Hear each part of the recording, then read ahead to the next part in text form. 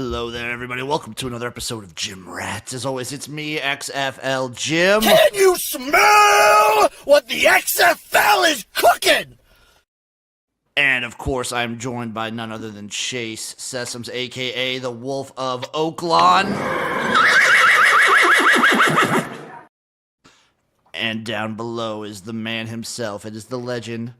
It is Eric, aka Uncle fucking Rico Boy. You want it? I'm gonna give it to you right now. Shout out Sports Facts. Let's make some money. No intro song. I'm working on it. Okay, it's been a busy January for me. I'm working on it. I'm working on an intro. I'm working on a background. There's a lot. I'm working on a lot of things for a lot of things. I'm gonna say. Yeah, our man's got multiple irons in the fire. No big There's deal. a lot going on, dude. I had to make an intro song for my weekly recap, which I thought was pretty good. I made a little countdown for Chase. I'm working on schedule breakdowns for the UFL and CFL. I'm working on team breakdowns for both those leagues and the Arena Football one. There's a lot going on in my life right now. You're a busy man. But it's coming. Busy. I think tonight I gotta go get new work boots, so I'm doing that today, and then I'm gonna go. I'm hitting the graphics hard. I'm hitting like the work hard, Yeah. and I gotta have my like nightly JO sesh too. Of course. Yeah. Of course, Yeah. like every night. Yeah. Think clearly. Go to sleep. Which can sometimes range anywhere from like 10 minutes to like an hour and a half. So that one varies. It kind of like could eat up your whole night if you're not ready for Now, it. that's what I call putting in work. Yeah. It's a great Saturday for college basketball. I think. How'd you boys do last week? I feel like I did pretty good. 3-3. 3-3. I did okay. Fucking Arkansas was the only blemish on my record. Yeah, we do that to people. Chase, you and me are kind of in the same. I'm getting down. I'm getting on my part of the season where I'm back down on Nebraska basketball because they're hitting that rough stretch. But I mean, that loss, like, historically speaking, and I don't mean to be mean to your boys, that game midweek against USC, that's a game they win. I know. And to go in there and kind of look a little Flat. okay, that's not that good. It's not a good feeling right now in Nebraska for Nebraska ball, Eric. There's people I've talked to that are already on to baseball. Do you guys still have that Japanese shooting guard? No, not anymore. We don't have Keisei That's anymore. That's the difference. I know, right? We don't have the juice of Keisei. Well, we got a good slate today. I didn't even count how many I had. I just kind of hip fired from the sports book, and I'm going to be perfectly honest with everyone. These are lines that this is all gut. Today for me, it's all gut feeling. So be ready. Be prepared. Any takes or anything we want to fire off before we just get straight to the picks? Let's get to the picks, baby. Let's make some money. It's a huge race day at Gulfstream. Chase. We'll get to the Chases. His vibe. Sure. His feel. I'm starting us off at these are all Central Time. 11:30. I'm taking Providence as a pick 'em against Georgetown. This is just a gut feel. This is me wanting to fade Georgetown. I've done pretty decent not loving this team. It was a pick 'em. I got Providence at minus 105. I'm moving on. We go to noon. Right away, I have a couple plays at noon as well. I'm taking North Carolina Greensboro minus 7 versus VMI. And this is just, again, this is pure hate because I bet VMI a couple times this year. So They burned me. Just a spite bet? Eric, I'm a very spiteful man. I'm a very, very spiteful man. I'm a spiteful man too, but I don't spite bet. I spite bet. I spite bet hard. Yeah, me too. Also at noon, I'm taking Detroit plus 13.5 versus Wright State. Keeping it nice and simple. I'm repping Eric's hood. I understand that Detroit is awful, but also Wright State isn't that good. I understand. It'll be fine. And I think that's it for noon plays for me. Eric, I think you're up. I got 12:30. I'm going to MSG. Give me Rutgers here. I got it 6.5 and plus 220. Love fading Michigan State in this spot after that big home win last Sunday against a ranked Illinois team. Crazy trend. Izzo is 1-10 ATS in games that are played at Madison Square Garden. Positive shooting regression for these opponents Michigan State has been playing. They are due for it. They are allowing 32% on the year. Opponents shooting from deep. Last 5 games, teams are only shooting 25%. So I expect Rutgers to hit some threes against Michigan State, just due for some regression. Michigan State likes to get on a run. Rutgers is actually very good this year at getting back and limiting transition defense. Harper is fully healthy, and we've seen that Rutgers is completely different when he plays versus when he doesn't play. Rutgers is going to have the best 2 players on the court in Bailey and Harper. This is crunch time for Rutgers. Rutgers needs to beef up that resume. They have Illinois, Michigan, and Michigan State at home. This is going to be a great effort. They need this win to kind of keep the tournament chances alive. And I really think this is going to be a hard defensive matchup for Michigan State, as they really don't have anyone that can match up with Bailey. I like that. I think it was back to me because I have some at 1. Go ahead. Until 1:30. I'm rolling. I'm going to Maction. I'm taking Akron. I'm taking the Zips -7 versus Miami of Ohio. Akron, I spite bet Eric, but I also ride bet, and Akron's been pretty good to me. They've been fairly And you decent. know what? Following last week, I think what we need to do is next time a cheating or a point shaving allegation comes up, we need to take that team, because that's usually like the best half. Like Eastern Michigan, that thing came out. Yep. They're lights out the first half. So next time a point shaving allegation comes out, don't look to fade. We just need to look to take them. Exactly. I think they need to, because they're trying to prove now. It's like, oh, we weren't cheating. We're not cheating right now. We're actually doing it. I'm also at 1. I'm taking George Washington on the money line versus St. Louis -102. This is just a pure patriotic play. I love this country. Spite and patriotism. Spite and patriotism. Yep. Went to the city of St. Louis. It wasn't all that. Give me George Washington there. And then my last 1 o'clock play, I'm taking Robert Morris -1 versus Oakland. I'm taking Bob Morris here. This is also a spite play. Oakland's been kind of fucky for me. And Bob Morris has been pretty good. True. Very true. That's it for my 1 o'clocks. I have a 1:30. I am going to the SEC. Give me Vandy +2.5. Strong defensive pressure. Vandy allows only 69.6 points per game, forces the second most turnovers with their pressing style of defense. Kentucky is awful defensively, allowing 76.1 points per game, second most in the SEC, and the 5th highest field goal shooting percentage. Opponent, even though with how bad they are defensively, they leave a ton of wide open threes. Teams are still only shooting 28% from deep against Kentucky. Vandy on the season shoots 33%. I think they're going to be able to capitalize on the deep ball. Also, what is the biggest home game for Kentucky? When John Calipari comes back to Rupp Arena. Guess what happens Tuesday night? John Calipari's coming back. I think this is a look-ahead spot for this Kentucky team. Also, Vanderbilt runs a lot of pick-and-roll offense. Kentucky's 351st in the country defending pick-and-roll. So I think Vanderbilt's going to be able to take advantage of that. With how bad Kentucky is, the situation, and just the pick-and-roll defense, I'm going to take Vanderbilt Hiller plus the 2.5. Love it. Love it. I've got something also at 1:30. I'm sticking with the SEC. Also, Texas A&M at Texas. I'm taking Texas minus the one.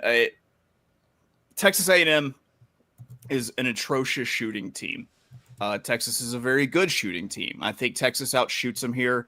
To A&M's credit, they're a good offensive rebounding team, but I think they also get so many opportunities because they're so fucking terrible at shooting. The problem is they're not a great defensive rebounding team. And if they're giving this Texas team multiple looks, I think it really does not go well for Texas A&M. So I'm taking Texas minus the 1 here. I like that play, Chase.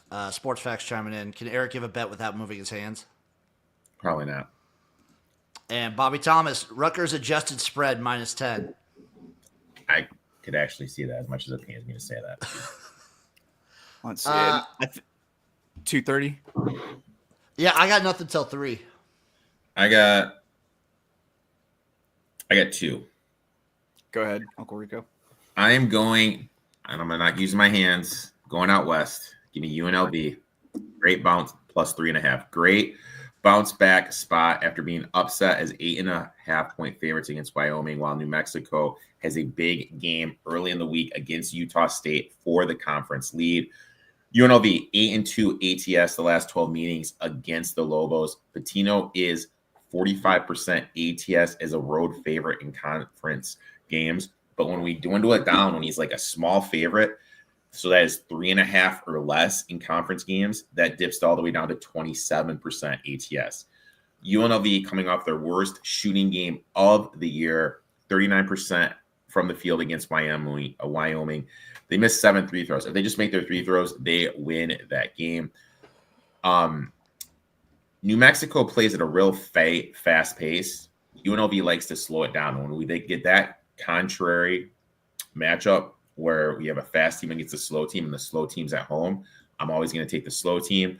And road favorites last 5 years at the Thomas and Mack Center, only covering 43% of the time. I'll take UNLV +3.5. Very nice. What All do you right, got, at Chase? 2:30, I've got Georgia at Florida, and I've got 2 plays in this. The first one's going to be Georgia +11. The second one's going to be under 148.5. Because I kind of think this could end up a knockdown, drag out, close kind of game. Both of these teams take away what the other teams do best offensively. They're both in the top 11 of opponent shooting percentage. I think this lends itself to being a close game and puts the under in play. And if the under is in play, then I think Georgia covers the big number here. So I'm taking the Georgia +11 and under 148.5. Let's make some money chiming in. Did you guys do any futures for college basketball? Did not. I did have not. futures. I have Michigan State. I always take Michigan State. I think I'm at like 40-1 to win it all. And then I got Texas A&M to make the Final Four at 25-1. I like it. I dig it. This is up to me at 3 p.m. Yep. I'm rolling Mount Oh, I St. got one more. Mary. Ooh, Oh, my bad. My bad. Okay. My bad. Okay. Why Go ahead, don't go ahead. you started, you finished, and I'll go back to 2. Okay. I'm going Mount St. Mary's -2.5 versus I forgot. Manhattan versus Manhattan. New York is a dirt city, garbage, terrible, and they don't deserve happiness. So give me Mount St. Mary's here. Who doesn't put their garbage in garbage cans?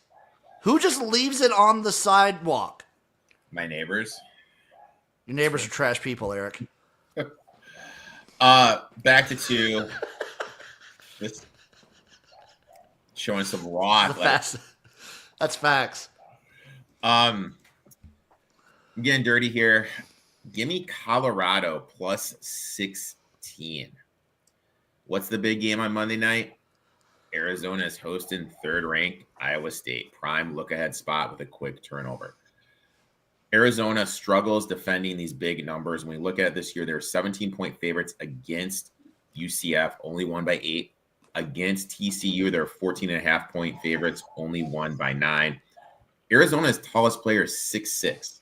Colorado has Jamalowski, who's 6'8", and Malone, who's 6'10". This is going to give them the scoring advantage inside, also lead to some second chance opportunities. When we look at Lloyd, he's only 44% ATS as a conference favorite, but when we juice the line up to 10, it dips down to 33%. I also feel with Colorado's 7-game losing streak, this line is a little bit inflated. Arizona, they have some depth issues. They have Caleb Love, who's great collegiate player. But after that, they really have nobody else. This isn't the Arizona teams of past. I think this is prime for like a 12, 10-point win. I'll take Colorado here +16. I like that. I like that quite a bit. For my next pick, it's at 3:30. I'm going back to the well, a team I picked many a year, many a time. I'm taking Lindenwood straight up versus Arkansas Little Rock. Oh man. Yeah. Get ready to lose your money. The Trojans are tough, son. I'm going back to Lindenwood, damn it. Going back to your roots, dude. I love this team. I actually don't even know what they've been ATS the entire season, but I'm rolling back. I'm going to find that out. I will find that out here in a second while these guys give their picks. Because I don't think I have anything now until 6. What team you want? I can look it up real quick. Lindenwood? Lindenwood. You just want like straight up? No, I want ATS. That's all I care about. All right, I'm not on until 5, so. I've got one at 5. I'll go ahead and jump in. Ole Miss at Missouri. Give me Ole Miss.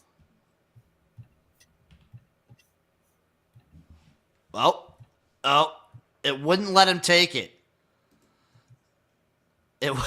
Chase, as soon as he goes into the pick, that's when it happens. That's a good face, though. So that is a really good pick. Is he holding that on purpose? No, it's he's just frozen. So Lindenwood. So there's 6 and 10 ATS. Oh, I have 5, 8, and 1 ATS. Oh, Ooh. maybe that's straight up that I'm seeing. No. All right, I'll jump right into it. God, that's a great face he has going on right there, dude. That's really I did it. I took Kansas plus 2.5. My question to you, Jim. Houston's best win this season is what? kind of drawing a blank here. I drew a blank too. I looked at it. West Virginia at home, and that's really not that impressive. No, it's not. This Kansas team is different. Usually, it's been okay. We're gonna have an average to like good defense and elite offense. This year, the defense is elite, and I think with how elite this defense is, it's really gonna struggle, make life hard for Houston because Houston doesn't have that one-on-one bucket getter. They don't have that elite playmaker. So I think it's going to make life really hard for Houston on the offensive end. Houston doesn't really have anyone who can handle Hunter Dickinson in the post. Self, as a dog, is 55% ATS. As a home dog in his career at Kansas, a whopping 3-0. So this is only going to be the 4th time he has been a dog at home. The way Houston plays defense, it allows a lot of open threes. Mayo, 38% from the year shooting from deep. I think he's in line for a good game. Size advantage that Kansas has is going to be able to limit Houston's second chance opportunities. Houston likes to live on the offensive glass. Also, I kind of feel this is a principal play. You know what I mean? I'm getting Kansas and Bill Self as a dog at home. What world am I living in if I don't take this play? Yeah, how many opportunities did that actually come What up? world am I living in if I don't take this play? So I'm diving in the deep end. Okay, Chase, you froze as soon as you said something like Ole Miss or something. Yeah, I'm taking Ole Miss at Missouri. I'm taking Ole Miss on the money line here at Mizzou. It's tough to win in the SEC, but defense travels, and Chris Beard's got a solid defensive team. On top of that, Ole Miss does a great job of not turning the ball over, and they're number 6 in the country at forcing turnovers. I think we could get a little upset there, so I'm taking Ole Miss straight up plus 145. And I've got one at 5:30. Have we already moved past that? No, lay for it, Chase. Go for it. All right. Houston at Kansas. I'm taking Houston -1. It's the time of year where I typically fall in love with the Houston basketball team. And this year is no different. Tough defensive team. I think this is a really run-of-the-mill shooting team for Kansas. And I'm actually going to dabble on an alternate spread here with Houston -2 to get plus 105. Eric did make one pick while you were frozen. Was it Kansas? It was Kansas. Okay, that's fair. Jim, I'm putting something in the chat. This is what I'm going to get you for your birthday. Oh, let me see it. Let me take a look. Oh, hell yeah. I'd rock that. I'd rock that on the stream. I think it's only fitting, dude. I'd Nice rock that little on the Lindenwood stream. basketball. Nice little Lindenwood Hell basketball. yeah, dude. Hell yeah. 6 o'clock. Is it me? I'm done. Yep. Okay, I'm going NC Wilmington -11 versus Hampton here. This is just kind of, I looked up the past between these teams. NC Wilmington kind of owns this rivalry. They kind of own Hampton. Even ATS, they just own this team. So had to take the 11 there. Then going to, what time was this one? This one was 7 p.m. Central Time. One of my other favorite schools. I'm taking St. Mary's -6 versus Washington State. St. Mary's one of the best teams in the country right now. Beautiful campus up in the mountains. Weird things happen up there. You get some weird people there too. Sure. Mountain folk are weird. Well, it's mountain folk plus Bay Area folk. Because it's up in the San Francisco Bay Area. So they you grow get a some- lot of weed. Yeah, you get some weedy, weird people. And then I've got one more at 7. And I'm taking UConn straight up versus Xavier. I'm doing it. Did you guys see that clip? The best fucking coach in the game? Who's that? Izzo? I think that it's I think Huggett or UConn's Hurley. coach was Hurley was saying that to a ref or something.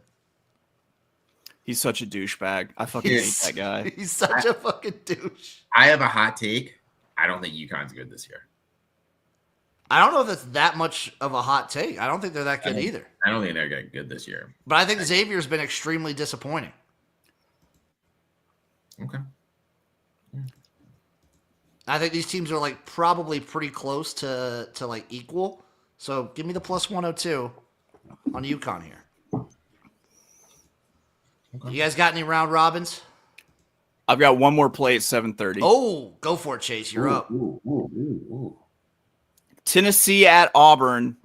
I'm taking Tennessee plus 5.5, and I'm sprinkling on the plus 195 on the money line here. 3 things are going to keep Tennessee in this game and give them the chance to spring the upset: defending the 3-point line, rebounding on the defensive end, and free throw shooting. Tennessee is number 1 in the country in opponent 3-point percentage. They do a good job on the offensive glass, and Auburn is one of the foulingest team in the country. So if they make their free throws, I think they got a shot. I'm taking Tennessee to spring the upset. I dig that. Sports Facts will chime in. Lions lost. Get a new coffee cup, Eric. I'll Never. have a new coffee cup next week. Don't worry. Don't worry. I've got a nice little round robin. It's only a 3-teamer though. I'm taking Syracuse straight up versus Pitt, Rutgers straight up versus Michigan, and Vanderbilt straight up versus Kentucky. I've got a 4-leg round robin. If you play it as a 4-leg parlay, it's plus 1607. I'm doing Texas -1, Ole Miss plus 145 on the money line, Georgia plus 11, and Tennessee plus 5.5. Mine's just UNLV money line, Kansas money line, Vanderbilt money line, Rutgers money line. I love it. I've got one more play. I've got my multi-sport parlay because I refuse to do basketball teasers. So I'm taking Syracuse, Rutgers, and then I'm going over to the NBA and taking the Spurs straight up versus the Pacers, and then going over to the Ice in the NHL and taking the Calgary Flames straight up against the Wild. Wow, dude. Look at you, dude. A little stick. Yeah, a little stick action. Little stick. We're getting with it. Any other thoughts or takes before we dip out and let people enjoy their college basketball Saturday? Pegasus World Cup, the big race there. If you're going to play an upset bid, then I think you either use the 1 mix 2 or the 10 Skippy Longstocking. My money will probably be on Saudi Crown, the number 2 at 9-2. If you're thinking about the Southwest Stakes at Oaklawn, maybe sprinkle a little bit on the 4 Tiz-tastic at 10-1 on the morning line. So those are my horse picks for our boy. Any thoughts, since we're not going to be here tomorrow? Eric will have a show tomorrow morning covering the NFL. Any quick thoughts on Conference Championship Week? I think the Eagles win big, and I think the other game is going to be a game where you can get both teams at plus money just throughout live betting. There is yellow in the Super Bowl logo this year, so I think it means it's the Commanders winning. Oh, Commanders v. Chiefs. V2. Yeah, that's how the color scheme works out. So that's perfect. Okay. Thank you all for watching. Thank you for listening. We appreciate you. We love you. And we'll see you next time for another episode of Gym Rats. Hopefully this time with a nice intro video. Bye-bye, everybody. Mwah. Mwah.